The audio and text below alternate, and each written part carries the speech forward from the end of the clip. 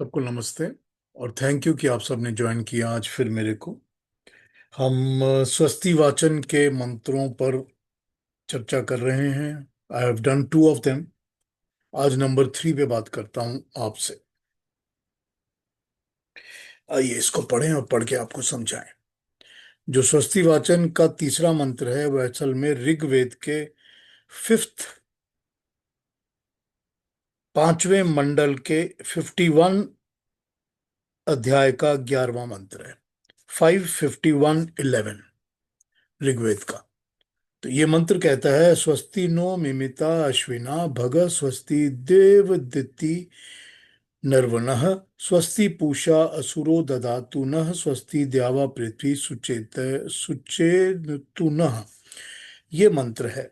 अब इसमें शुरू शुरू में स्वस्ति के साथ आ गया है अ, यथा योग्य। मिमित का मतलब होता है यथा योग्य, जितना जैसा होना चाहिए, एज इट शुड बी।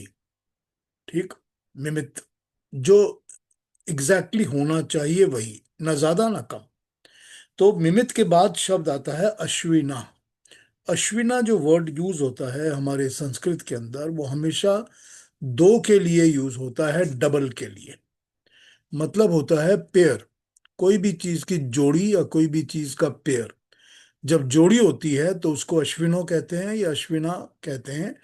तो अब आपने देखा होगा कि कभी कभी अश्विनी कुमार कहा जाता है हिंदी में।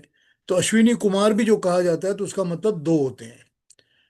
तो अक्सर वर्ड में दो के लिए यूज होता है। अश्विनो word is always used for pair, जोड़ी। तो इस मंत्र को समझने के लिए अब हमारे पास अलग अलग इसकी ट्रांसलेशंस हैं जो अलग अलग जोड़ियों में बात करती हैं। तो समझते हैं क्या कहती हैं। जो पहली ट्रांसलेशन है वो कहती है, परमात्मा से प्रार्थना है, अनुग्रह है कि समाज के व्यापक बुद्धि वाले अध्यापक और उपदेशक। तो पहली जोड़ी हो गई अध्यापक और उपदेशक, टीचर एंड प्रीचर। ठीक। टीचर्स एंड प्रीचर, जो इंटेलेक्चुअल टीचर्स हैं और प्रीचर्स हैं, वो सब हमारे कल्याण और ऐश्वर्य के लिए नपी तुली व्यवस्था करें। यथा योग्य, जैसी होनी चाहिए वैसा वो हमारे लिए अरेंज करके दें। हमारा सांसारिक ऐश्वर्य, अभ्युदय, कल्याण का साधक, किसी का अकल्याण ना हो, सत्य ज्ञान का प्रकाश हो। सत्य ज्ञान का प्रकाश वो हमको दें, हमारे अध्यापक और उपदेशक, टीचर और प्रीचक। और नपा तुला करेक्ट अमाउंट में दें, जिससे कि हमारा कल्याण हो। उससे हमारी अन्न व्यवस्था द्वारा पोषण और जीवन रक्षा करने वाला भी हमारे को प्रॉपर दे। चेतन जीवों से द्युलोक और पृथ्वीलोक हमें स्वस्ति करें। अब यहाँ पर यह बताया गया है कि उसी एजुकेशन और टीचिंग के द्वारा हमारा अन्न, जो भी हमारी कंजम्पशंस हैं, वो भी हमारे लिए कल्याणकारी हों, हमको अच्छा भला करें हमारे लिए। और चेतन जीवों को और द्युलोक पृथ्वीलोक पे सब जगह। अब यहाँ पर क्योंकि अश्विनो है, तो द्युलोक और पृथ्वीलोक इन दोनों की बात हो गई कि दो लोकों के अंदर, ये दो लोक, द्युलोक और पृथ्वीलोक। द्युलोक जहां पर सारी एनर्जीज वगैरह बननी तैयार होती हैं, पृथ्वीलोक जहां हम सब रहते हैं, जहां ये आती हैं अल्टीमेटली। तो द्युलोक और पृथ्वीलोक में जितने भी जीव और चेतन है, उन सबका कल्याण हो। तो ये तो एक इसका अर्थ हो गया स्वस्ति का, कल्याण करने का। सेकंड देखते हैं क्या कहता है। दूसरा कहता है कि सदा झूमने वाले सूर्य और चंद्र। यहां अश्विनो जो है वो सूर्य और चंद्र के लिए यूज हो गया। ठीक। चांद और सूरज। तो ये जो सूर्य और चंद्र हैं, ये हमको अलग अलग से, अखंड भाव से, अनंत तरीके से अन्न और उपजत करने वाली बाकी भूमि की चीजों को ऐश्वर्य समेत हमें सुव्यवस्था के साथ पुष्टि कारक, प्राणदाता मेघ की तरह हमें अन्न धन दे के चहु और सुख दें। सूर्य भी, वर्षा भी, चंद्र भी, सब हमको पालन पोषण में हित करे। द्युलोक से पृथ्वीलोक तक वैज्ञानिक दृष्टि से परिचित, कल्याणकारी हो, इनका सम्यक ज्ञान हो, हमें कल्याण हो। हमको इनकी शक्तियों का प्रॉपर ज्ञान हो और हमारा कल्याण के लिए इसको हम यूज करें, हमारा भरण पोषण हो, हमारा भला हो। तो ये जो चीज है, इसमें अश्विनो जो है वो अश्विनो जो है यहाँ पर इन्होंने चंद्र और सूर्य को लेकर उसकी डेफिनेशन यहाँ पर इस तरह बनाई है। तो ये इसका सेकंड मतलब, इस मंत्र का, एक ही मंत्र का दूसरा अर्थ यह, पहला मंत्र अध्यापक और उपदेशक का था, दूसरा वाला जो था वो सूर्य चंद्रमा का था। अब तीसरा वाला बताता हूं आपको। तीसरे में कहा है कि जो अश्विनो है वो प्राण और अपान है, वो सांस जो हम अंदर लेते हैं और वो सांस जो हम छोड़ते हैं, ये जो जोड़ी है सांस की, ये दोनों की जोड़ी को अश्विनो कहा यहां पर, प्राण को और अपान को। ठीक। तो प्राण और अपान अगर हमारे लिए कल्याणकारी ना हो तो हम जीवन में जी ही नहीं सकेंगे। तो यहां पर प्राण और अपान हमारे को जन ज्ञान इंद्रियों को सुव्यवस्थित, हमारी सब इंद्रियों को सुव्यवस्थित रखें, बैलेंस प्रॉपर में रखें, और प्रॉपर बैलेंस में ना ज्यादा ना कम करके एकदम ठीक रखें हमारे अंदर, शरीर के अंदर। दिव्य गुण वाली बुद्धि अज्ञान आलस्य को दूर करे। इसी से हमको जो बुद्धि मिलेगी उससे हम अज्ञान को और आलस को, इन दोनों चीजों को दूर करें। हमारा पोषक प्राण संस्थान हृदय में बड़ा स्वस्थ रहे और अच्छा रहे। ज्ञान केंद्र मस्तिष्क और प्राण केंद्र हृदय दोनों कल्याणकारी हों। तो यहां पर अश्विनों का हृदय और मस्तिष्क, ब्रेन एंड हार्ट, कि ये भी दोनों उसी तरह से जैसे प्राण अपान को कहा, उसी तरह से ब्रेन एंड हार्ट को कहा कि ये भी हमारे लिए कल्याणकारी हों और ज्ञान ही पाए, हमेशा ज्ञान अर्चित ही करें। तो ये तीसरा स्वस्ति वाचन का मंत्र था, जिसके मैंने आपको तीन अलग अलग इंटरप्रिटेशंस आज पढ़ के सुनाए और बताए आपको। इनको आप जैसे भी अंडरस्टैंड करना चाहें, लेकिन वेद मंत्र में होता ये है कि ये ऐसा नहीं होता है कि ये ऑप्शन अवेलेबल है हमारे लिए। ये एक्चुअली होता यूं है कि ये एप्लीकेशन पर डिपेंड करता है, कि अगर आप कोई प्रार्थना कर रहे हैं और वो बाकी की प्रार्थना है, अब बैठी अगर आपने योगासन करने हैं और बैठकर आप प्राणायाम कर रहे हैं और प्राणायाम के समय आपने ये स्वस्ति की मंत्र को पढ़ा, तो प्राण और अपान पर एप्लीकेबल हो जाएगा, क्योंकि उस समय प्राणायाम में बैठे हैं तो प्राण और अपान पे एप्लीकेबल हो जाएगा। लेकिन अगर हम उसी तरह से किसी ऐसे ग्रुप में बैठे हैं जहां पर हमारे पास उपदेशक भी हैं और आचार्य भी हैं और अध्यापक भी हैं, तो ये टीचर्स और प्रीचर्स और गुणी और बुद्धि वाले लोग का क्राउड बैठा है हमारे सामने, ज्ञानियों का, तो उसके ऊपर अप्लाई हो जाएगा। और अगर हम फिजिक्स को पढ़ रहे हैं, साइंटिफिक स्टडीज कर रहे हैं, तो हम इसको सूर्य चंद्र पर और पृथ्वी और द्यूलोक पर अप्लाई करके देख सकते हैं। तो एप्लीकेशन के ऊपर इसके मंत्र के अर्थ को समझना चाहिए, और वही प्रार्थना होती है जो हम हमेशा करते हैं। तो हम तो स्वस्ति हर तरह से, हर एंगल से मांगते ही हैं, परमात्मा से कल्याण मांगते ही हैं, अच्छा भला मांगते हैं। तो ये स्वस्ति वाचन का तीसरा मंत्र इसी तरफ एम्ड है, यही बात करता है। ठीक है। तो इस पर अगर कुछ पूछना हो तो अभी पूछ लीजिए, मैं बता दूंगा, नहीं तो आगे बढ़ते हैं।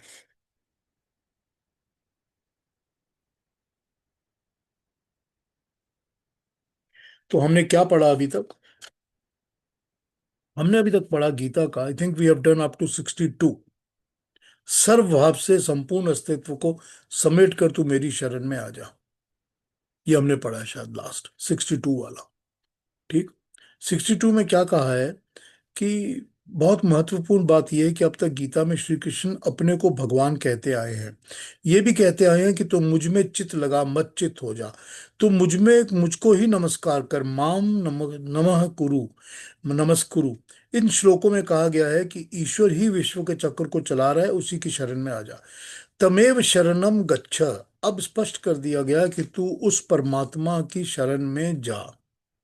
तो यहाँ एक बार कभी तो पर भगवान कृष्ण जो है वो मैं कहते हैं अपने लिए, ईश्वर के लिए, और कभी वो कहते हैं तो उस ईश्वर की शरण में, तत् एव तत् प्रसादात, उसके शरण में चले जा, तो उस परमात्मा को की शरण में जा। तो यहाँ पर जब हम इन बातों को पढ़ते और देखते और सुनते समझते हैं, तो हमको ये समझ में आ जाना चाहिए कि वो किस तरह से अपने नॉलेज को दे रहे हैं हमारे को। कभी तो वो डायरेक्ट, जिसको कहा जाता है कि वो जो परमात्मा की जो वाणी है उसको ट्रांसमिट करके हमको बता रहे हैं। ठीक। अब मैंने आपको एक वेद मंत्र की ट्रांसलेशन बताई, तीन ट्रांसलेशंस बताई, तो मैं तो वही बता रहा हूं जो कि वेद मंत्र के अंदर है, और वो मैं आपको आगे बढ़ा के उस चीज को समझा रहा हूं। तो भगवान कृष्ण भी परमात्मा की जो वाणी है उसको समझा रहे हैं हमको गीता के थ्रू। तो इसीलिए जब वो समझा रहे हैं तो उस बात को समझने के लिए वो मैं, मेरे को फॉलो कर, मेरी भक्ति कर, मेरी बात सुन, मेरा चित करते हैं। लेकिन जहां पर उनको समझ में आती है ये बात कि अब मैंने अपनी इस बात को क्लैरिफाई कर दिया है, अब वो कहते हैं कि नहीं, तू उसी परमात्मा की शरण में जा जिसकी मैं अब तक बात तुझे बताता आ रहा हूं। अभी तक जिसकी बात बताता आ रहा हूं, तो उसी परमात्मा की शरण में जा। तो यहां पर हमको ये समझ के ही आगे बढ़ना पड़ेगा कि परमात्मा तो केवल परमात्मा है जो एक ही है बस। उसी की बात भगवान कृष्ण, उसी की मैसेज देते हैं। तो कि सारी की सारी गीता को, मैं ये बात अपनी जब इंट्रोडक्शन टू गीता किया कहा करता हूं तो इस बात को समझाया करता हूं कि सारी गीता को समझने की जो बेसिक थ्योरी है, जो बेसिक उसका ग्राउंड है, वो ग्राउंड उसका यही है कि हमको ये समझना पड़ेगा कि एक डायलॉग जो कि अर्जुन बोल रहा है वो ह्यूमैनिटी की प्रॉब्लम्स को प्रेजेंट कर रहा है। जो हमारे आपके हर मनुष्य के अंदर जो तकलीफें, प्रॉब्लम्स हो सकती हैं, डिलेमा हो सकते हैं, दुविधा हो सकती है, अलग अलग दिमाग में ख्याल फितूर आ सकते हैं, उनकी बात कर रहा है। और दूसरा डायलॉग तो वो है जो कि परमात्मा जवाब दे रहा है कि तुझे करना क्या चाहिए। तो ये this is a dialogue between the man and the maker, और परमात्मा एंड जीवात्मा, क्रिएटर एंड ह्यूमन बीइंग। तो अगर इस डायलॉग को हम समझ के इस चीज को फॉलो करते हैं तो हमको इस चीज का कोई डाउट नहीं रहता कि क्या मैसेज हमको दी जा रही है और क्या कहा जा रहा है। तो अभी तक भगवान कृष्ण ने इस सारे के सारे अध्याय में, 18th अध्याय में, अपना जो भी फाइनल मैसेज था वो सारा बता दिया हमारे को। कंप्लीट मैसेज उन्होंने दे दी है। उन्होंने बड़ी क्लैरिटी के साथ हमको ये बता दिया है कि मैं सब सब जीवों के हृदय में रहता हूं। अब इसको मानने में हमको क्यों प्रॉब्लम होती है, हमको क्यों प्रॉब्लम होती है इसको मानने में? बड़ी क्लैरिटी के साथ तो बताया उन्होंने 61 के श्लोक के अंदर कि मैं तो हर एक जो भी पैदा होता है, इंसान जो भी, इंसान नहीं, जानवर, पंछी, पक्षी, जो भी होता है, जो प्राण लेता है, उसके अंदर मैं बैठा हूं, मैं बसता हूं। फिर हम सोचते हैं कि नहीं, मुझे कौन देख रहा है, मैं तो ये काम कर सकता हूँ। भगवान तो मंदिर में रखा था, उसकी फोटो पॉकेट में रखी हुई है ना। जब निकालूंगा फोटो पॉकेट से निकाल के नमस्ते बोल के फिर पॉकेट में रख लूंगा, वो मुझे देख थोड़ी रहा है। फिर भी ये रहता है ना हमारे दिमाग में हमेशा, क्यों मानते नहीं इस बात को हम, क्यों नहीं मानते? ये फिर वो, मैं फिर वही कहता हूँ जो मैं हमेशा किया कहा करता हूँ। ये एक ऐसा श्लोक है, ये एक ऐसी मैसेज है जो छोटे उम्र से अगर हर इंसान गांठ बांध के रख ले तो गलत काम करे ही ना, तो गलत काम हो ही नहीं। तो ये क्यों पता नहीं चलता कि परमात्मा हर वक्त मेरे अंदर है और मुझे देख रहा है? और फिर वो उसी श्लोक में क्या कहते हैं कि मैं ही हूं जो तुमको सारे इस ब्रह्म चक्र में घुमाता रहता हूं, तुम्हारे कर्मों और कर्म फल के हिसाब से। सारी गीता को उन्होंने निचोड़ के इस श्लोक में रख दिया, सारी की सारी गीता को, कि तू मतचित हो जा, मेरे जैसा हो जा, क्योंकि मैं तो तेरे अंदर ही बैठा हूं। इतना मुश्किल क्या है? जब मैं तेरे अंदर ही बैठा हूं, इतने समीप, इतने क्लोज हूं, तेरे पास हूं, फिर तू मेरे जैसा क्यों नहीं हो सकता? तो तू मतचित हो जा, मेरे जैसा हो जा, क्योंकि मैं ही हूं वो जो कि तुझको तेरे कर्मों का फल दूंगा, और वो कर्म फल के ही हिसाब से तेरे को बार बार जन्म मरण के चक्कर में घुमाता रहूंगा, बार बार शरीर में डालूंगा, भोग में डालूंगा, तकलीफों में डालूंगा, खुशी दुख सब दूंगा कर्म फल के ऊपर। एक सिंपल एक श्लोक के अंदर उन्होंने सारा निचोड़ रख के आगे रख दिया है। उस एक श्लोक को रोज सुबह उठ के पढ़ लीजिए, कोई गलत काम होगा ही नहीं कभी जिंदगी में। गलत थॉट भी नहीं आएगा दिमाग में, क्योंकि मेरे थॉट्स को तो भी तो जानता है ना, समझता है वो। मैं जहां जो सोचता हूं परमात्मा को पता चल जाता है कि ये सोच रहा है। वो भी तो एक मानसिक कर्म हो जाता है, उसका भी तो कर्म फल मिलने वाला है। कोई कर्म बिना कर्म फल के तो कटता नहीं है ना। ये तो उसकी न्याय व्यवस्था है परमात्मा की। लेकिन वो इतना दयालु है, इतना दयालु है कि वो अंदर बैठा हुआ है, और बैठा हुआ रोज आवाज लगाता है कि बेटे सुधर जा, कि अच्छे रास्ते पे चल, ये सही रास्ता है, मुझको यहां मिल जा, यहां प्राप्त कर ले, तो गलत मत कर। लेकिन क्यों गलत होता है?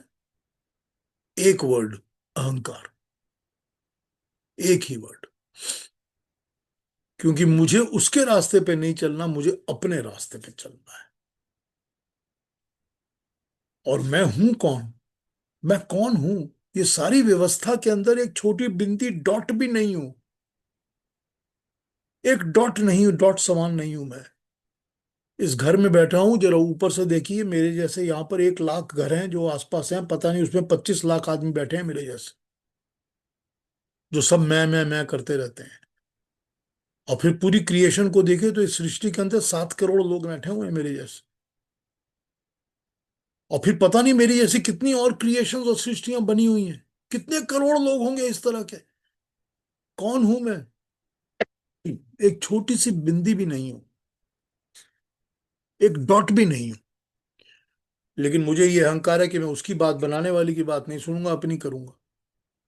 तो क्या करूंगा अपनी करके मैं? कहाँ जाऊंगा? क्या पावर है मेरे अंदर? ये भगवान ने हमको 18th चैप्टर में समझा दी बात। समझ जाएंगे, जिंदगी सुधर जाएगी। मत चित हो जाएंगे, उस परमात्मा की प्राप्ति हो। तो कहता है मैं तुम्हारे सारे दुख, सब सब कष्ट सब हर लूंगा, कुछ तकलीफ नहीं रहेगी। तो क्योंकि कष्टों का, तकलीफों की एहसास ही नहीं होगा, उसकी फीलिंग ही नहीं हो जाएगी। बिकॉज उसके जैसा चित हो जाएगा, परमात्मा के जैसा मत चित जब हो जाएगा, जब सारा का सारा कर्म, सारी थॉट, सारा विचार, सारी थिंकिंग परमात्मा के जैसी हो जाएगी, उसी की राह पर, उसी के रास्ते पर हो जाएगी, तो फिर क्या कष्ट, क्या तकलीफ?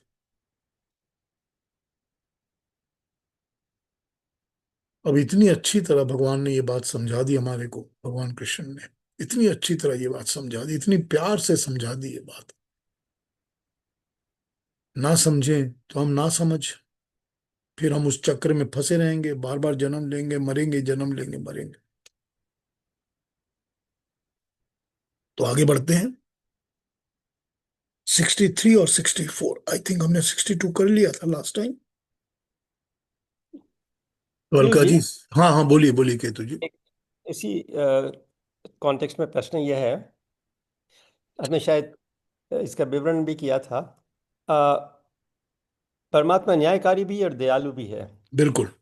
अब थोड़ा सा आप उल्लेख दे सकते हैं, अगर एक दो उदाहरण दे सकें तो स्पष्ट हो जाएगा। देखिए, न्यायकारी का मतलब है जो कि हमेशा से कर्मों का कर्मफल देता है। और वो ये नहीं है कि आप ही को कर्म का कर्मफल देगा, सबको देता है। करेक्ट। हाँ जी। अब वो क्योंकि सबको कर्म का कर्मफल देता है तो न्यायकारी है। और उसकी हम्म, न्याय व्यवस्था पर आपको भरोसा करना पड़ता है, क्योंकि आपकी एक लिमिटेशन है। You can only do so much and so फार।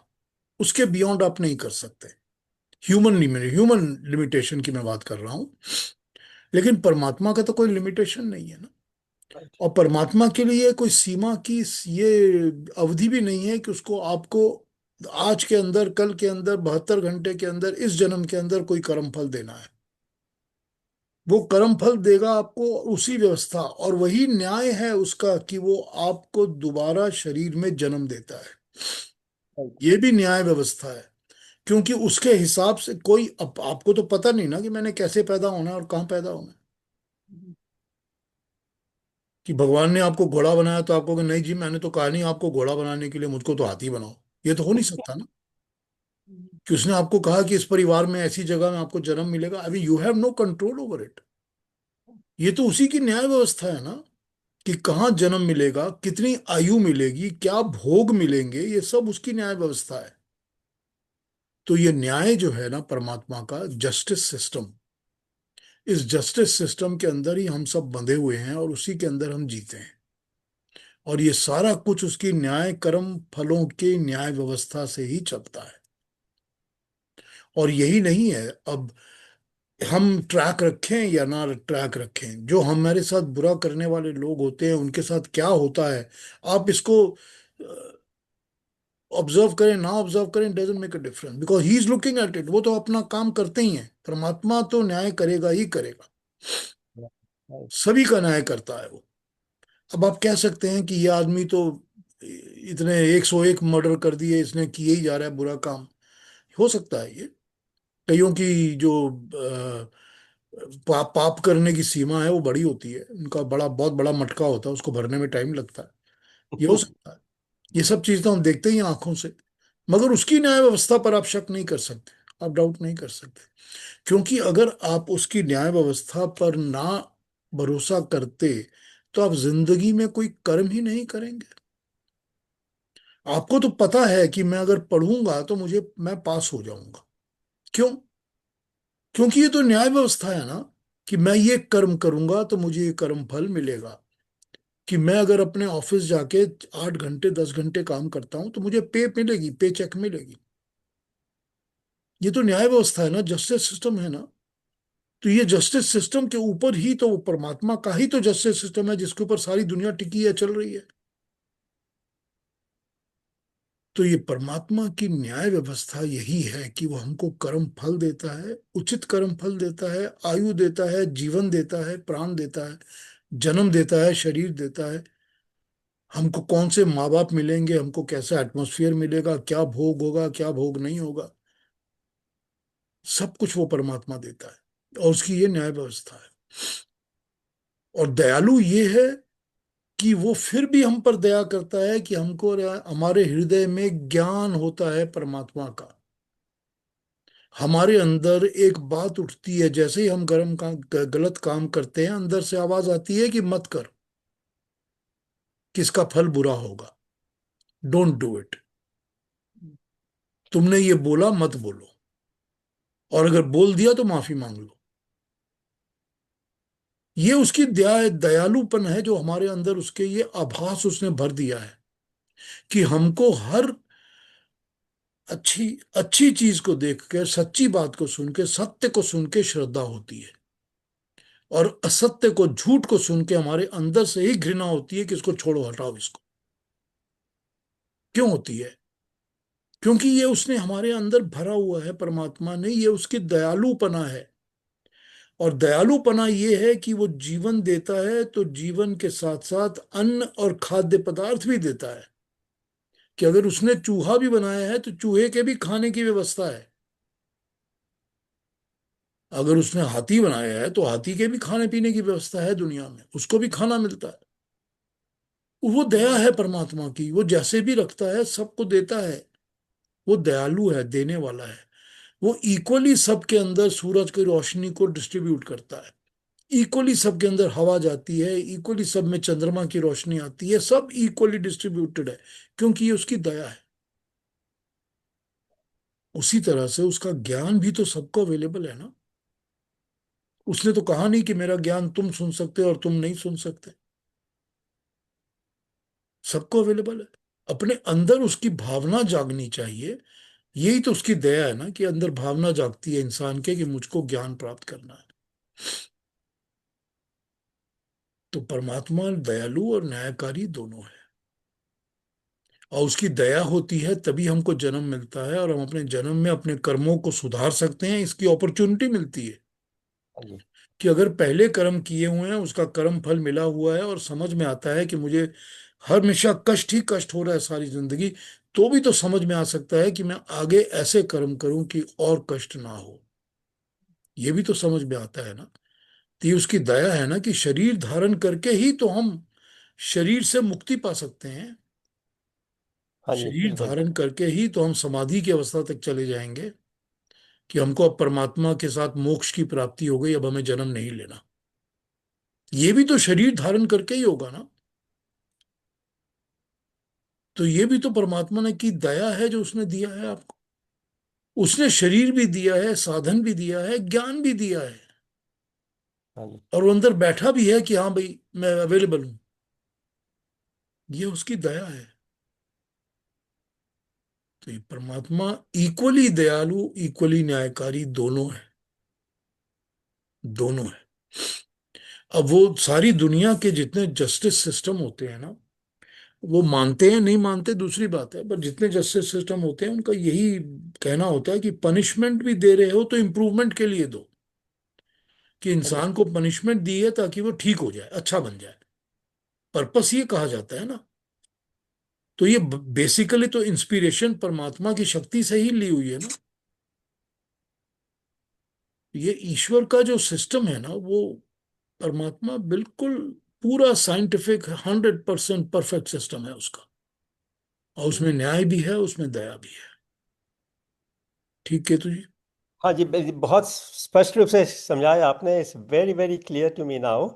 तो इसमें जो कर्म का भोग कर रहे हैं, दैट इज नेगेटिव रीइंफोर्समेंट, और जो अपॉर्चुनिटी मिलती है, न्याय, जो दया दया का जो रूप मिलता है, that is a positive reinforcement. उस दृष्टि से मैंने सोचा। हाँ ठीक है। वो ह्यूमन रिसोर्स में होता है ना, नेगेटिव रीइंफोर्समेंट और पॉजिटिव हाँ ठीक है। रीइंफोर्समेंट, ठीक है।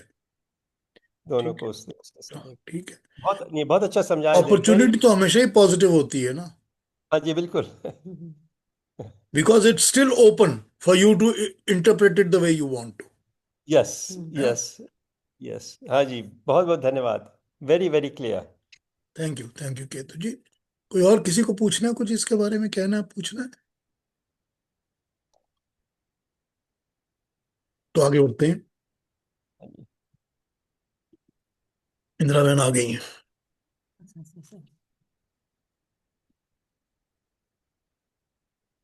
तो ऐसा करते हैं, 63 और 64 को अलका जी आप पढ़ के बता दीजिए, फिर इन पे बात शुरू कर लेते हैं।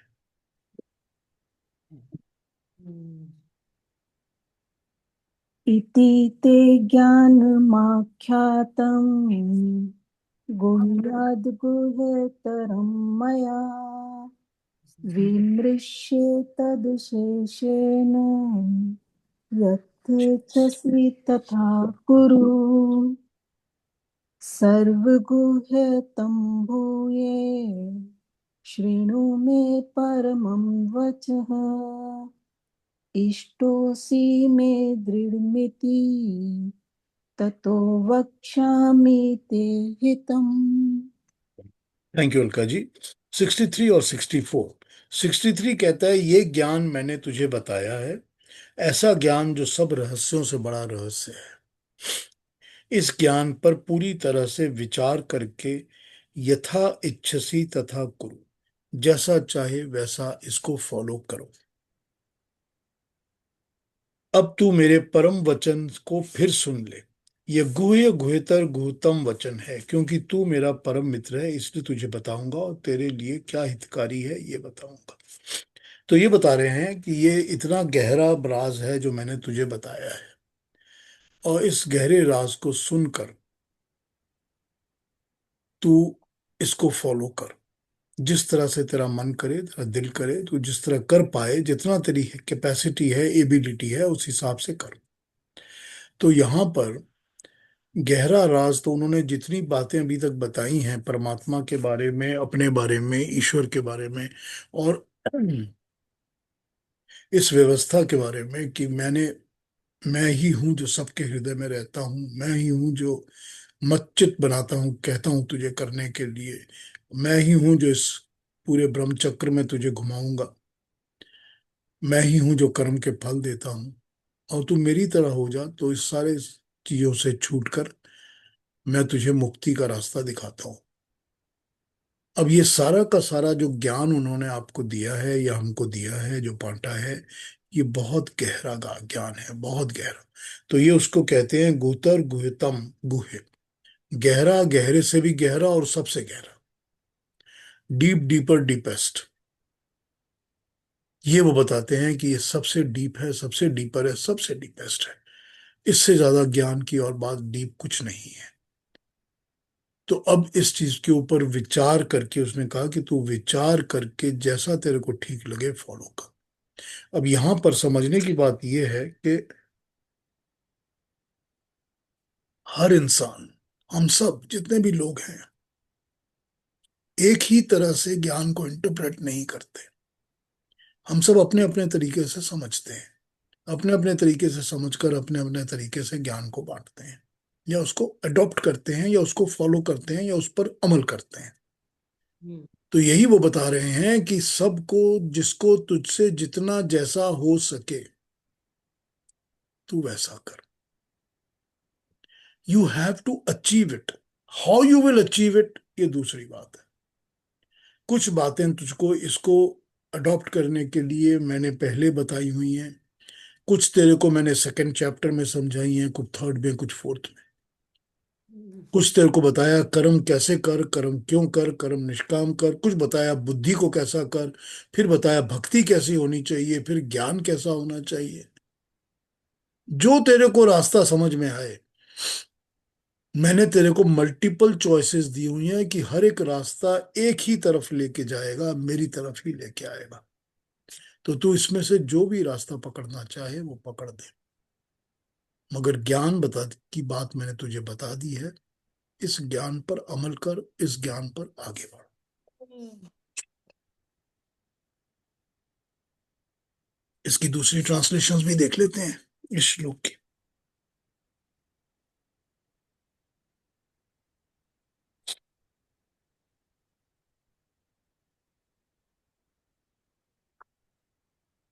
Sixty three, 64। मैंने इस प्रकार तुझे गहरे से गहरा और उससे भी गहरा ज्ञान का मार्ग बता दिया है। अब तू इसको खूब सोच समझ के जो ठीक तुझको समझ में आए उस तरह तू इस पे चल। महात्मा पुरुष सामान्य रूप से लोगों को सच्चे मार्ग पर चलना बताते हैं, परंतु अपने संबंध में बहुत व्यर्थ बात नहीं कहते, क्योंकि अनजान पुरुष को वह व्यर्थ की आत्मश्लाघा सी दिखती है। परंतु जो उनके अत्यंत विश्वासपात्र मित्र और शिष्य होते हैं, जिनके सामने बात करने में उन्हें आत्मश्लाघा समझने जाने का तनिक भी संदेह नहीं होता, उनके सामने वो कभी स्नेहवश अपनी महिमा का बखान कर देते हैं। अगले श्लोक में इसी तरह कहा गया है कि इस गुहितात गुहितम गुहतरम पश्चात, इससे भी बढ़कर तू मेरा सर्व गुहितम परम वचन सुन। तू मेरा अत्यंत प्यारा है, इसलिए तुझे तेरे विषय में बात बता रहा हूं। अब यहां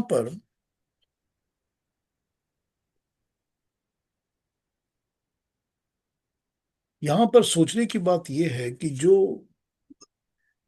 कोई भी महात्मा पुरुष जो होते हैं, जो ज्ञान बांटते हैं, अभी हमने जो स्वस्ति वाचन का मंत्र पढ़ा उसमें हमने उपदेशक और अध्यापक की बात की, टीचर एंड प्रीचर। तो अगर हमको कोई ऐसे टीचर और प्रीचर मिलते हैं जो कि हमको कोई भी ज्ञान की बात समझा रहे होते हैं, तो हम उनकी पर्सनल लाइफ्स में झांक कर उनकी बुराइयां ढूंढने का काम नहीं करते।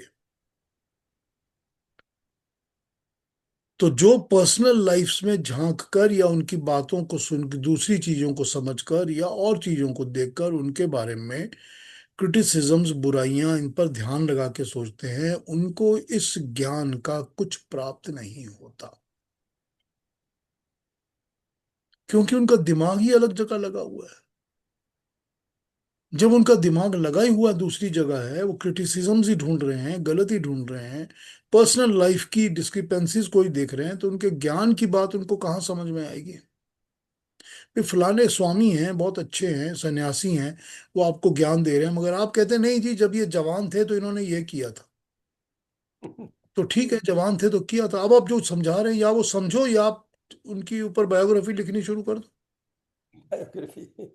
तो ये तो हमको समझना पड़ेगा कि ज्ञान जो दे रहा है आपको, वो ज्ञान ही दे रहा है।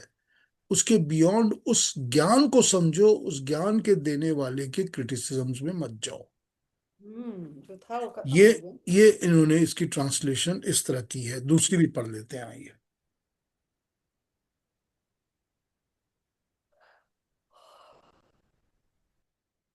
मैंने आज कहाँ रख दी अपनी छोटी किताबें।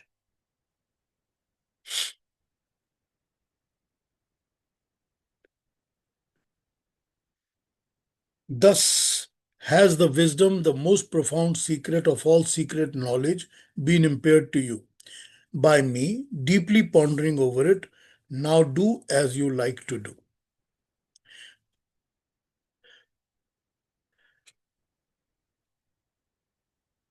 Here again, my supremely profound words, the most historic of all truths, as you are extremely dear to me, therefore, I shall give you this salutary advice for your own good. अब ये देखिए, यहाँ पर एक चीज और उभर के सामने आती है 64 के अंदर। वो ये आती है कि क्योंकि तू मेरा बहुत प्रिय शिष्य है। ठीक। अब यहाँ पर एक बात और हो जाती है ना, कि गुरु जब कोई चीज पढ़ा रहा है, कोई टीचर आपको कुछ सिखा रहा है, तो जो उसका प्रिय शिष्य होता है, फेवरेट डिसाइपल, या जो उसकी बातें सुनकर चलता है, जो उसके ज्ञान को प्राप्त करता है, अप्लाई करता है, उसको थोड़ी एक्सटेंडेड नॉलेज मिल जाती है और भी ज्यादा। है ना ये सच्चाई जीवन की। अगर आपने कभी भी जिंदगी में किसी भी एक प्रोफेसर टीचर के साथ इस तरह का आपका रिलेशनशिप रहा है कि आपको वो पसंद करता है क्योंकि आप उसके नॉलेज को रिफ्लेक्ट करते हो, या क्लास में आप नंबर 1 नंबर 2 होते हो, तो वो आपके स्टाफ रूम में बुलाकर आपसे बात करता है, कभी कहीं और, कभी पर्सनल, तो आपको क्या करता है, वो टुकड़ों टुकड़ों में थोड़ा ज्यादा नॉलेज दे देता है। यही तो भगवान कृष्ण इसको बोल रहे हैं, तू क्योंकि मेरा प्रिय शिष्य है, मैं तुझे गहरी से गहरी बात और अच्छी तरह समझा देता हूं। अब यहां पर यही तो समझने की बात है कि जो उपदेशक है, जो हमको प्रीच कर रहा है, जो पढ़ा रहा है, जो हमारे को, अगर हम उसकी बात को समझ रहे हैं, तो वो आपकी बात को और बढ़कर आगे आपको समझा देगा। आपको ज्ञान थोड़ा एडिड बेनिफिट का ज्ञान और थोड़ा दे देगा। एक और ट्रांसलेशन पढ़ देता हूं।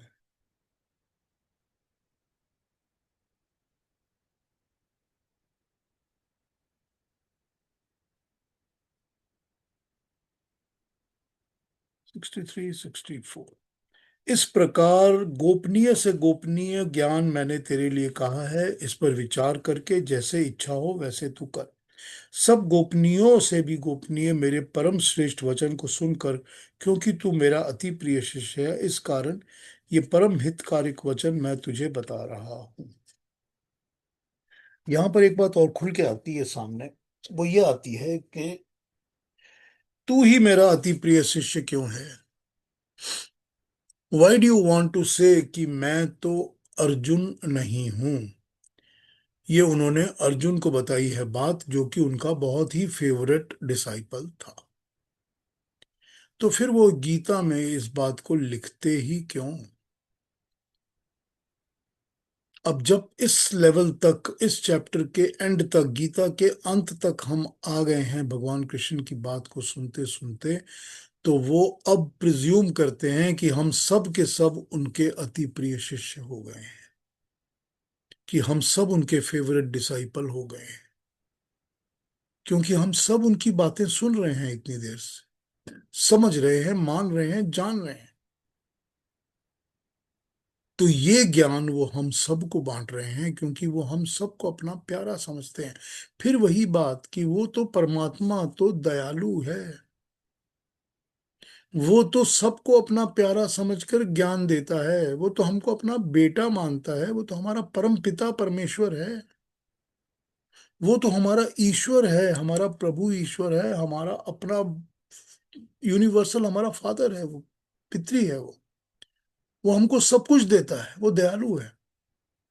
तो जब वो ये कहता है कि मैं तुझको अपना फेवरेट डिसाइपल समझकर ज्ञान दे रहा हूं, तो हम उसके फेवरेट तभी हो जाते हैं कि हम, जो ये 7 करोड़ लोग हैं, उन 7 करोड़ों में हम इतने से ही लोग हैं जो उसके ज्ञान को पाने के लिए हमेशा उत्सुक रहते हैं, हमेशा कोशिश करते हैं, या जिस पर हम चल रहे हैं और चलना चाहते हैं, हमारा मन भी है, मत चित्त भी है हमारा। तो यहां पर ये ट्रांसलेशन कुछ नहीं है कि ये सिर्फ अर्जुन के लिए कही गई बातें हैं। अगर हमारे लिए गीता अवेलेबल है, पढ़ रहे हैं, समझ रहे हैं, तो वो परमात्मा के प्रिय शिष्य, प्यारे डिसाइपल, प्यारे स्टूडेंट बनने में हमको कोई रोकथाम नहीं है। किसी ने नहीं रोका कि हम नहीं बन सकते। हमको भी वो इसी तरह प्यार से ही अपना अपना ही समझ के अपने ही बातें बता रहे हैं।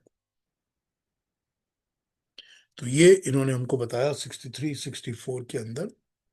आगे बढ़ जाएं, अभी टाइम है हमारे पास। कुछ पूछना है इन दो श्लोकों के बारे में, कुछ कहना पूछना हो तो पूछ लीजिए, नहीं तो आगे बढ़ जाता हूं मैं। फिर 65 और 66 पे आ जाते हैं। ठीक है, तो अलका जी हमको 65 और 66 भी पढ़ के सुना दीजिए। मन मना। मन्मना भव मद्भक्तो मद्याजी माम नमस्कुरु मामे वेश्यसि सत्यं ते प्रतिजाने प्रियोऽसि मे सर्वधर्मान् परित्यज्य मामेकं शरणं व्रज अहं त्वा सर्वपापेभ्यो मोक्षयिष्यामि मा शुचः। Thank you so much Alka ji, thank you, thank you. 65 66 65 हमको कहता है, अपने को मुझ में लगा, मेरा भक्त बन जा, मेरा पूजन कर, मुझे नमस्कार कर। ऐसा करने से तू मुझ तक पहुंच जाएगा। क्योंकि तू मेरा प्रिय है, इसलिए मैं तुझे सचमुच इस बात का वचन देता हूं।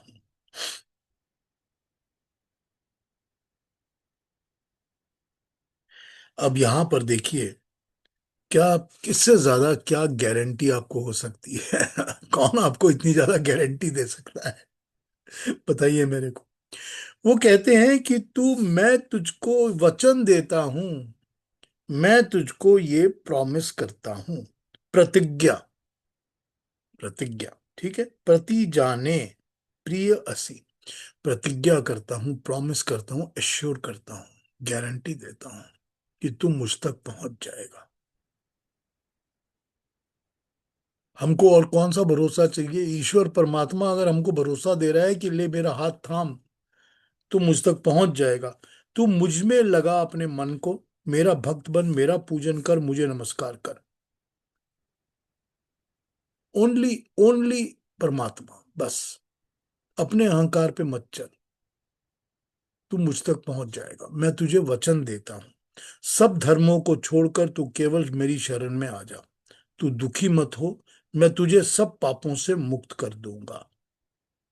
जब मनुष्य कर्म में से अपने कर्ता होने का भाव निकाल देता है, भगवान की शरण में आ जाता है, भगवान का ही उपकरण बन जाता है, तब उसका सच सब किया हुआ भगवान का ही हो जाता है। मतलब मैं नहीं कर्म कर रहा, ईश्वर ही कर रहा है कर्म। मैं ईश्वर के कर्म कर रहा हूं, ईश्वर जो कह रहा है वही कर रहा हूं, बस। I am just doing my duties. ईश्वर की राह पर ही कर रहा हूं, सबके भले के लिए कर रहा हूं, कोई गलत काम नहीं कर रहा। डॉक्टर राधा कृष्णन इसके बारे में लिखते हैं कि जब हम उसकी ओर अभिमुख हो जाते हैं और उसे अपने संपूर्ण अस्तित्व में रम जाने देते हैं, तब हमारी जिम्मेवारी समाप्त हो जाती है। ये उस भगवान के प्रति निश्शेष आत्मसमर्पण है जो हमें संभाल लेता है और हमें हमारी अधिकतम संभावित पूर्णता ऊपर तक उठाता जाता है। ये कह रहे हैं कि जब हम पूरी तरह से अपने आप को उसको समर्पण कर देते हैं, डेडिकेटेड, और उसकी तरफ अपने आप को सरेंडर, पूरा समर्पण जब हम ईश्वर पे कर देते हैं, तो हमारे ऊपर से कोई भी जिम्मेवारी हट जाती है। फिर कर्मों के फलों की जिम्मेवारी, कर्मों के साथ जुड़ने की जिम्मेवारी, कर्मों में कामना होने की जिम्मेवारी खत्म हो जाती है सारी। फिर हम ईश्वर के ही कर्म करते हैं, उसी में लग जाते हैं। मैं ही तुझे सब दुखों से हटाऊंगा और सब पापों से मुक्त करूंगा। तो दुख से हटाना, कौन हटाएगा हमको इन दुख से, और कौन हटाएगा हमको पाप से? वही न्यायकारी और दयालु ही तो करेगा ना। दुखों से भी वही हटाएगा, क्योंकि हमारे दुख वाले दुख क्रिएट करने वाले कर्म खत्म हो जाएंगे। पापों से भी वही छुड़ाएगा, क्योंकि हमको पाप करने वाले कर्म हम छोड़ देंगे, हम नहीं करेंगे। तो मैं ही तुझे दुख और पाप से हटा, परमात्मा ही तो हटाएगा ना, क्योंकि कर्म फल तो परमात्मा ही देगा ना। और कौन हटाएगा? परमात्मा ही अकेला है जो हटाएगा हमसे इन दुखों और पापों से। दूसरी ट्रांसलेशन पढ़ लेता हूँ, फिर इस पे आ जाता हूँ।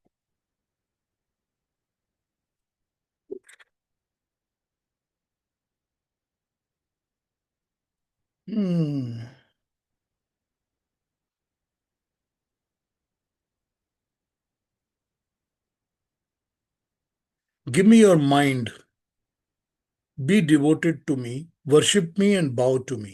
Doing so, you will come to me alone. I promise you, for you are exceptionally dear to me.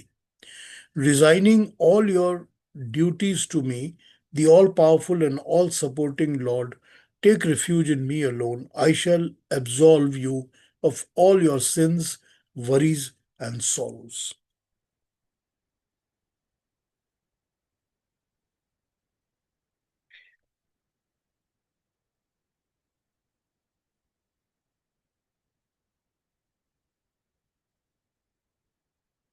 तू मेरा भक्त बन, अर्थात मेरे मन के अनुसार चल, मुझे नमस्कार कर। परंतु नमस्कार का रूप यह है कि धर्म राज्य स्थापना रूप महान यज्ञ में सहयोग के लिए धर्म क्षेत्र कुरुक्षेत्र में मैं तुझे आहुति देने का आदेश दे रहा हूँ, उसमें मुक्त हस्त आहुति दे और इन आतताइयों को मार। तू मेरा प्रिय सखा है, मैं तुझे से सच कहता हूँ, तुझे वही सदगति प्राप्त होगी। हे अर्जुन, तुझे ये संदेह कैसे हो गया कि मैं तुझे पाप की सलाह दूंगा और पाप करने करने देने की बात कहूंगा? उससे तो दूर, तू निश्चय रख कि हृदय में कोई पाप वासना उठती होगी तो मैं भी उभरने ही नहीं दूंगा। इसलिए तेरी तो मैं भक्त और सखा होने के कारण व्यक्तिगत रूप से जिम्मेवारी लेता हूं, और तू सब धर्म छोड़कर एक ही धर्म पकड़ ले कि मेरी शरण में आ जा। मुझसे सब प्रकार के पाप भावों को मैं छुड़ा दूंगा, तू दुखी मत हो। अब यहाँ पर जो इसका भाव है ना, वो ये कह रहा है कि जब हम ईश्वर के, परमात्मा के बनाए राह पर उसके बनाए कर्म को फॉलो करते हैं, या जो हम वही करते हैं जो ईश्वर हमसे करवाता है, हम ड्यूटीज करते हैं बिना अपनी कामना के। हमारी कामनाएं, हमारी स्वार्थ, हमारा मैं सब खत्म हो जाता है, सिर्फ परमात्मा के कर्म करते हैं। तो ऑब्वियस है कि उस कर्मों में कोई पाप कर्म होता ही नहीं है। तो जब उन कर्मों में पाप होगा ही नहीं, क्योंकि हम परमात्मा के ही कर्म कर रहे होंगे, तो फिर पाप कहाँ से पैदा होगा? जो मुझे कर्म फल कैसा खराब क्या को मिलेगा, दुखी क्यों होऊंगा मैं? फिर वही कर्म होंगे जो ईश्वर की यज्ञ की तरह कर्म होंगे। जैसे वो सारी क्रिएशन का भला करने के लिए दिन रात कर्म करता है, हम भी सारे लोगों का क्रिएशन का भला करने के लिए कर्म करेंगे। अगर हम भी इसी तरह के कर्म करेंगे तो हमारे कोई पाप होंगे ही नहीं। इसको और पढ़ लेते हैं आगे। ये कह रहे हैं कि मेरी मति के अनुसार मेरे कथन में विश्वास करता हुआ, मेरे विचरित मत के अनुसार आचरण करता हुआ मेरे जैसा ही हो जा। ऐसा होने पर मैं तेरे लिए सत्य प्रतिज्ञा करता हूं कि तू मुझे, परमात्मा को ही प्राप्त होगा। सब धर्मों को छोड़कर मेरे मेरे कहे के अनुसार कार्य कर, मैं तुझे सब पापों से मुक्त कराकर मोक्ष पद दिला दूंगा। इसके नोट्स को पढ़ता हूं। इस श्लोक 1265 में, 1865 में मनमना शब्द का प्रयोग किया गया है। वो कृष्ण ने अपने लिए, परमात्मा के लिए नहीं किया हुआ समझ में आता है। कृष्ण भगवान देवकी के गर्भ से संसार में आए थे, अतः हम कृष्ण को अवतार तो मानते हैं, परंतु अवतार का अर्थ परमात्मा नहीं मानते। वेद में परमात्मा के कुछ चिन्ह हैं जो कि यजुर्वेद के 40th 8वें मंत्र में कहे गए हैं। वे श्री कृष्ण में नहीं थे, फिर भी वो भगवान थे, क्योंकि उन्हें भगवान के 6 लक्षण पाए जाते हैं। वे 6 लक्षण परमात्मा के लक्षणों के में वर्णित हैं और अलग अलग हैं। विष्णु पुराण में भगवान को कहे लक्षणों से यह स्पष्ट होता है कि परमात्मा के प्राण शक्ति की विशेष मात्रा भगवान कहे जाने वाले व्यक्ति में होती है, और कृष्ण के अतिरिक्त भी कई व्यक्ति उस विशेष प्राण शक्ति से युक्त हो चुके हैं। फिर भी कृष्ण योग युक्त अवस्था में प्रवचन कर रहे हैं। इसी कारण अंत में उन्होंने कहा कि मुझ मुझे ही प्राप्त होगा, अर्थात परमात्मा को ही प्राप्त होगा। सब धर्मों को छोड़ के, इसका मतलब यह है कि सब प्रकार के कर्मों को छोड़कर जो कर्म मैं कहता हूं उस कर्म को तू अपना धर्म समझ, और वही मनुष्य के लिए करने लायक कर्म होगा। उदाहरण के रूप में परिवार, गांव, जनपद, देश, राज्य, सब संस्कृतियां अलग अलग हैं, किंतु भेदभाव को छोड़कर जो कर्म मैं कहूं उसी को धर्म समझ। इनको छोड़कर कृष्ण अर्जुन से कह रहे हैं, वह कार्य कर जो मैंने तुझे बताया है, तो उसे कर और फिर मैं तुझे पार लगा दूंगा। अर्थात कृष्ण ने इस युद्ध में अर्जुन की अंत तक सहायता करने का वचन किया है। कृष्ण चाहता है कि अर्जुन युद्ध करे और झूठे मोह को, विचार को छोड़कर वास्तविक कार्य में, यानी कि धर्म की संस्थापना, साधुओं का परित्राण और दुष्टों का विनाश, इसमें लग जाए। अब यहाँ पर इनकी जो ट्रांसलेशन है, इसमें दो तीन बातें आ जाती हैं। एक बात तो ये बड़ी क्लैरिटी से आप बोल देते हैं कि जब ये कहते हैं कि मेरे मेरे पास आ जा तो मेरे को प्राप्त करेगा, तो मेरे से यहाँ पर वही मतलब कि परमात्मा कहा जा रहा है, ये वो कहना चाहते हैं एक श्लोक की एक्सप्लेनेशन में। दूसरे में कहना चाहते हैं कि जब हमने ये बताया आपको कि तू सब धर्मों को छोड़कर, उसका मतलब है करने योग्य जितने भी तेरे कर्म और हैं, जितने भी और करने लायक, करने योग्य तेरे कर्म हैं, उन सब को छोड़कर मैं जिन कर्मों को कह रहा हूं या जैसे कह रहा हूं वैसा कर। जो मैं बोल रहा हूं उसी को अब अपना धर्म समझ, उसी को समझ के मुझे यही करना है, आई एम सपोज टू, यही मेरी ड्यूटीज हैं, तो उसी रास्ते पे चल जो मैं तुझे बता रहा हूं। तो अब ये क्या कर रहे हैं, ये कह रहे हैं कि इतनी देर तक जो मैंने तुझे ज्ञान दिया है, जो बातें बताई हैं, उसके ऊपर तू पक्का टिक के चल, अडिग मत हो। देखिए, जब आपने और हमने कोई कोर्स पढ़ाई की है कि हमने भाई एजुकेशन लेनी है, हमने डिप्लोमा लेना है, हमने डिग्री लेनी है, और हमने मैकेनिकल इंजीनियरिंग करनी है, तो गुरु आपको सिखा रहा है, पढ़ा रहा है, प्रैक्टिकल करा रहा है, थ्योरी करा रहा है, सब करा रहा है। बाद में जब आपके हाथ में डिग्री पकड़ाई जाती है तो वो क्या होती है, वो कंफर्मेशन होती है कि अब तू ज्ञान को पर्सोनिफाई करके उसी रास्ते पे चलेगा। तो यहां भगवान कृष्ण जो है अब एंड में आके डिग्री थमा रहे हैं हमारे हाथ में। अब वो कह रहे हैं कि मैंने जो तुझको नॉलेज दिया उसको मैं पक्का परिपक्व, पक्का करके तेरे को स्टैंप लगा के हाथ में पकड़ा देता हूं कि तू इस पर ही चल, और मेरी गारंटी है। और वो यूनिवर्सिटी की गारंटी होती है ना, जो डिग्री हम हाथ में लेके चलते हैं। कोई भी आपसे पूछता है कि कहाँ से पढ़ाई की आपने, कहते हैं कि हमने फलानी यूनिवर्सिटी से ये पढ़ाई की है, तो यूनिवर्सिटी का नाम है, उसकी गारंटी है। यहाँ पर कौन गारंटी दे रहा है आपको? यहाँ पर तो सीधा भगवान, ईश्वर आपको गारंटी दे रहे हैं कि तू मेरे कर्म कर, मेरे हिसाब से अपने को चला, मैं तुझे गारंटी देता हूँ। तो उन्होंने हमारे हाथ में अल्टीमेटली स्टैंप मार के डिग्री पकड़ा दी कि ये ले, ये तेरे हाथ में मैंने दे दिया है चिट्ठा। अब now you are certified follower, अब तू मेरा बन जा पूरी तरह से, अब तू मेरे ही रास्ते पे चल, अब तू मेरा प्यारा शिष्य है, मेरा फेवरेट डिसाइपल है। मैं ही तुझे इन सब झगड़े झमेलों से पार लेके जाऊंगा। कोई दुख, कोई पाप सवाल ही पैदा नहीं होता, होगा ही नहीं। ये सारी की सारी गारंटीज देने के बाद उन्होंने हमारे हाथ में अपने ज्ञान की पर्ची पकड़ा के रख दी कि ये है, आई एम द वन, बस। तो ये उनके फाइनल थे। आज यहीं पर रोकता हूँ। किसी ने कुछ पूछना हो, बोलना हो, कहना हो, दोबारा समझना हो तो मुझे बताइए, मैं समझा दूंगा फिर से। हाँ जी।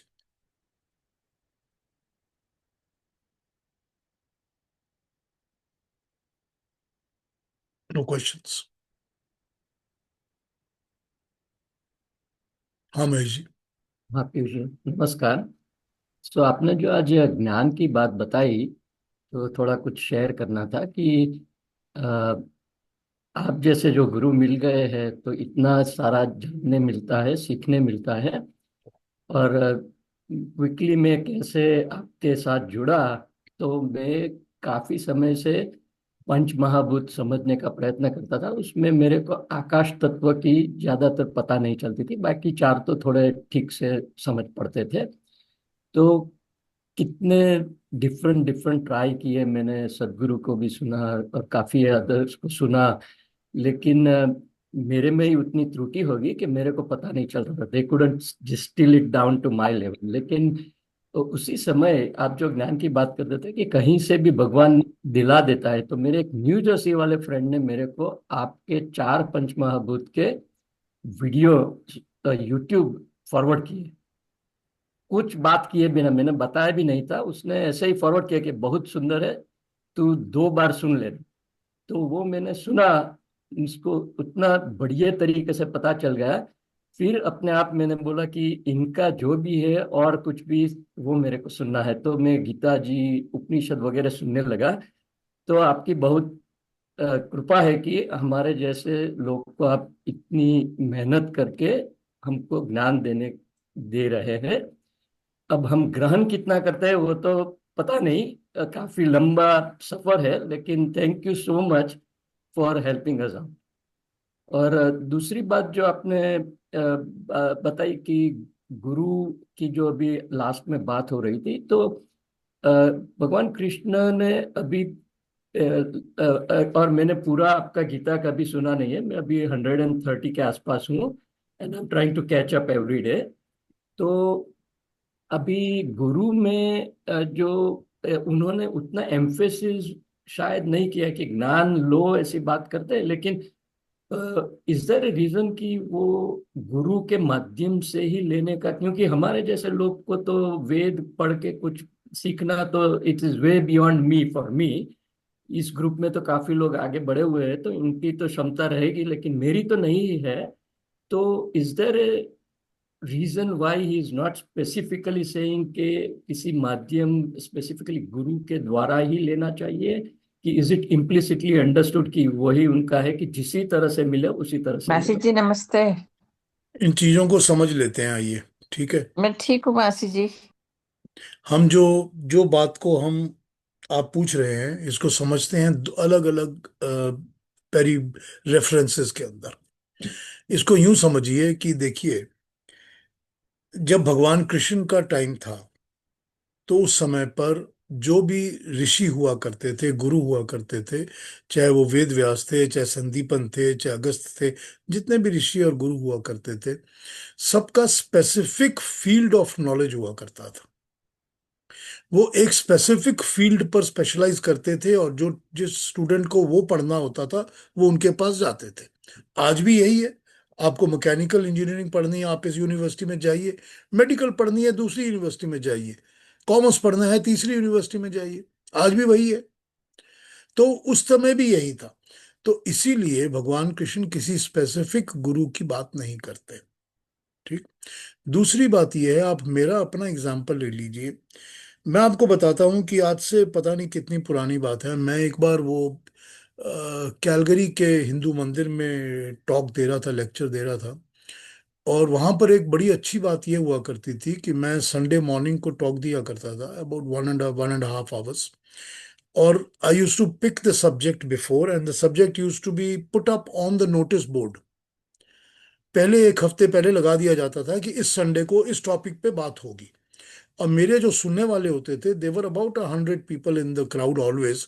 उसमें से 90% लोकल कैनेडियन गोरे हुआ करते थे। 90%।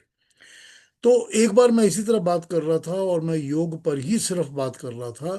तो मुझे दो तीन लोगों ने कहा कि सर हमको बताइए कि हम गए हैं इंडिया, हम इंडिया जाकर आए हैं, हम बहुत ज़्यादा गुरुओं के पास, तीन चार के पास गए हैं, हमको बहुत दुख हुआ है, प्रॉपर ज्ञान नहीं मिला है, हम बड़ा फील करते हैं कि वी हैव बीन चीटेड।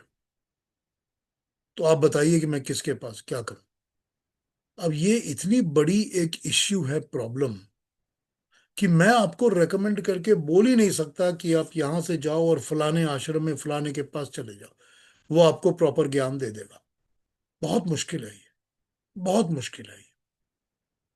इसमें कोई डाउट नहीं है कि सदगुरु बहुत अच्छे हैं या अपने रामदेव बहुत अच्छे हैं, इसमें कोई डाउट नहीं है।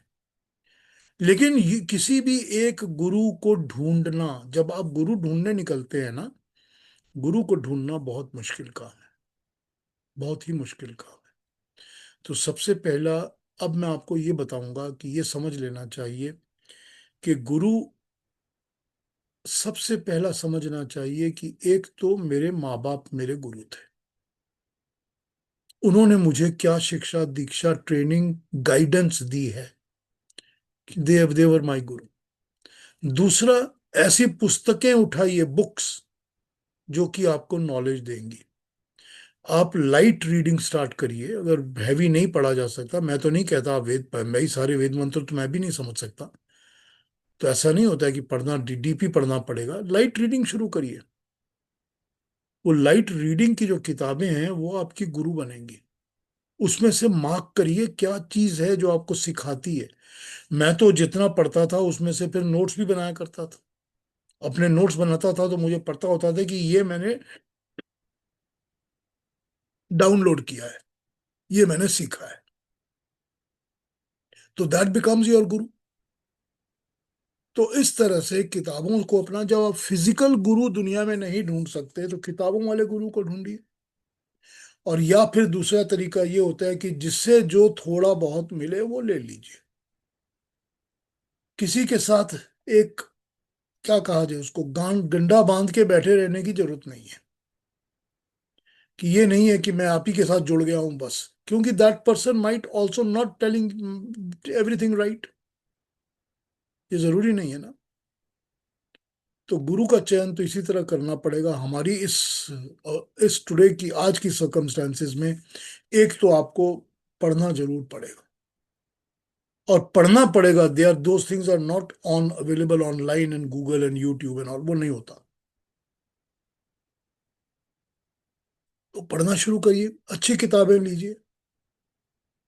जो भी रेफरेंसेस चाहिए होगी मैं तो बोल ही दे दिया करता हूँ कि मुझसे मांग पूछ लीजिए, बता दूंगा कहाँ से क्या लेकर आना है क्या नहीं, कौन से लेवल से पढ़ना शुरू करना है वो भी बता दूंगा आपको। तो फिर वो शुरू करिए। और फिर दूसरी बात यह है कि जहां से जो मिले उसको लीजिए और नोट करके अपने नोट्स बनाइए। आपके अंदर जब आप अपने नोट्स बनाएंगे और जब आप इस तरह से पढ़ेंगे, तो आपके अपने अंदर से ये बात जागेगी कि आपको समझ में आएगा कि ये ज्ञान ठीक है और ये ठीक नहीं है।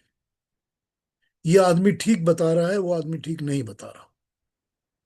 तो जब ये चीज आएगी तो गलत चीजों को काटना शुरू करिए, बाहर निकाल दीजिए। अब मैं आपको बता सकता हूं कि 30 साल पहले, 40 साल पहले मैं बहुत ज्यादा डिफरेंट डिफरेंट चीजें, डिफरेंट राइटर्स सब पढ़ा करता था। बहुत सारी पढ़ी भी है, मेरे पास अभी भी है। फिर मेरे को समझ आने लगा कि अब मेरे को ये सब कुछ नहीं पढ़ना है। मेरे को सिर्फ वैदिक ट्रुथ पढ़ना है और कुछ नहीं पढ़ना है। Because I don't want to get disillusioned, disturbed. Because those people जो ठीक बात नहीं समझाते आपको, वो गलत काम करते हैं, आपका दिमाग गलत तरफ लेके जाते हैं। तो इसीलिए उस चीज को आपको डाइसेक्ट करना पड़ेगा अपने अंदर से। और फिर उन चीजों को काट काट के बाहर निकाल के फेंक देना पड़ेगा कि ये मेरे लिए नहीं है। I know it is a difficult task, पर लगे रहना पड़ता है। स्लोली ग्रेजुअली होगा ये काम। जी महेश जी।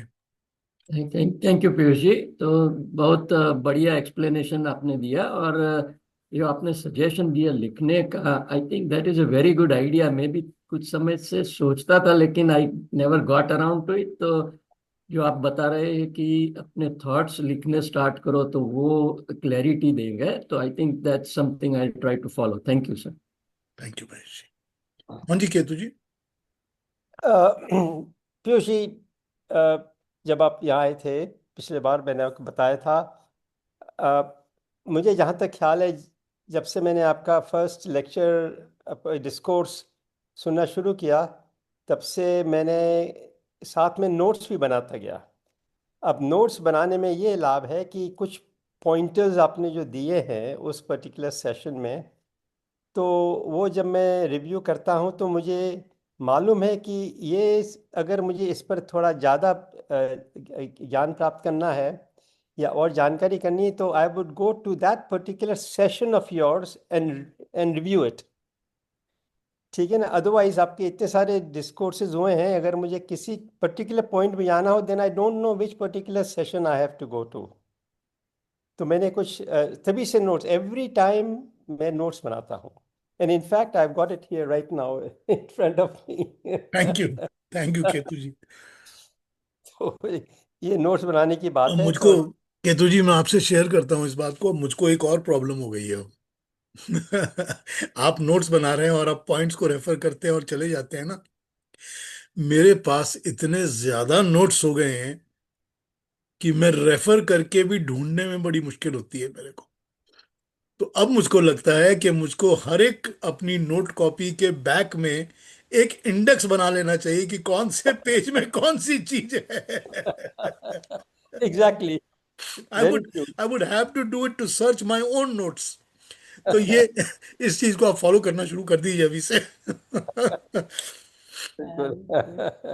बिल्कुल सच बात है। Thank you Ketu ji. I find it very useful in fact, ये नोट्स है। नहीं देखिए, नोट्स बनाने से ये होता है, पहली बात तो लिखने से वो चीज दिमाग में उतर जाती है, समा जाती है। सुनने से जितनी समाती है, लिखने से थोड़ी और समा जाती है। तो फिर वो हमारे अंदर बैठ जाती है। फिर ये होता है कि उसको आप कभी भी रेफर करके देख सकते हो। यू कैन ओपन इट हाँ एंड जी, चेक इट आउट। हाँ जी। तो जैसे आपने आज न्याय और परमात्मा दयालु। न्यायकारी दयालु है, तो वो तो मैंने लिख लिया सम पॉइंटर्स। अब भविष्य में, month 2 months, even a year later, अगर मुझे न्यायकारी और दयालु के बारे में कुछ पूछना हो, तो I have got the notes and I know which particular session I have to go to good. Get more elaborate answers. Thank you Ketu ji, thank you. Thank you, very nice of you. हाँ युक्ता जी, कुछ कहना है आपने? हाँ जी, बस बहुत बहुत धन्यवाद। सिर्फ मुझे भी ये लगता है कि हम बहुत लेट जुड़े आपसे, आपके पुराने डिस्कोर्सेज नहीं सुने हमने। लेकिन इतना है कि अभी हम किसी और को मैं पढूं या सुनूं तो वो इतना समझ में नहीं आता है। तो जो आप हमें मिले हैं ना गुरु समान, तो हमारे इतना अच्छा लगता है कि आप जैसे समझाते हैं वो बिल्कुल समझ में आ जाता है। लेकिन कहीं और से पढ़ते हैं या सुनते हैं तो वो इतना समझ में, अब गीता पहले भी पढ़ी है पर अब जो समझ में आ रही है ना, तो वो लगता है कि हाँ समझ आ रही है कुछ की भी क्या है गीता में। बहुत बहुत धन्यवाद आपका। थैंक यू युक्ता जी, मैं अपनी कोशिश करता हूँ, बस आई ट्राई माई बेस्ट, और कुछ नहीं कह सकता। देखिए, देखिए इतने सालों से जो पढ़ रहा हूँ, जो लिख रहा हूँ, जो कर रहा हूँ, मैंने लेके कहाँ जाना है? अगर बांट के जाऊंगा लोगों में तो कम से कम फायदा होगा, किसी का तो फायदा होगा कभी ना कभी। मैं क्या करूंगा लेके जाके?